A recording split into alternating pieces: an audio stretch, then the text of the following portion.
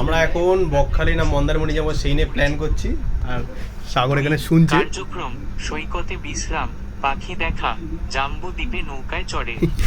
গুগলে মন্দারমণি আর বকখালি বলে সার্চ করেছে, ওটা ডিটেলস ও জানছে যে ব্যাপারটা কি। আদর্শ এবং 4 কোথায় যাবি, বকখালি না মন্দারমণি? এবং সুন্দরবনে অ্যাক্সেস সহ আরো কিছুটা ভ্রমণের প্রয়োজন। আর সামনে এখানে বসে বসে দেখছে যে রুট কোনটা 1 মিনিট দূরত্বে।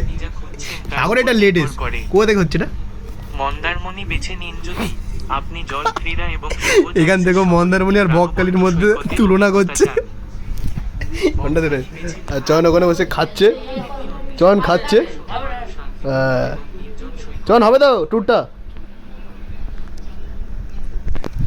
আমাদের অর্গানাইজ করছে চয়ন, আর আমি যাচ্ছি হচ্ছে আমি, শান্ত, সাগর, চয়ন, পুচু, দেবু। কিন্তু ডেট কবে? ডেট এখনো ফিক্সড হয়নি। ডেট এখনো ফিক্স হয়নি। কত করে বলে রেখেছেন? কথা আছে পরের মাসে লাস্ট উইকে, ঠিক আছে? এখন দেখা যাক। তা ক্যান্সেল হবে কবে? ক্যান্সেল তুই করবি। হ্যাঁ আমি ভাই করে দেবো ক্যান্সেল, আর করে লাভ নেই। শান্ত ক্যান্সেল করবি? চলছে প্রসেসিং। শান্ত খালি দেখছে যে কত মিটার দূরে আছে, বলছে দীঘার থেকে মন্দারমণি মাত্র 1 মিনিটের দূরত্ব, তাহলে মন্দারমণি যাবো না, কোথায় যাবে? বকখালি। ও যে বললো বকখালি, সাগর বলছে কি বকখালি কি লাভ, সুন্দরবন চ। আর চয়ন খাচ্ছে এখনো। চয়ন আসলে চয়ন কিছু একটা বলবে, ফিনল্যান্ড সুইজারল্যান্ড ঘুরতে যাওয়ার কথা, ঠিক আছে?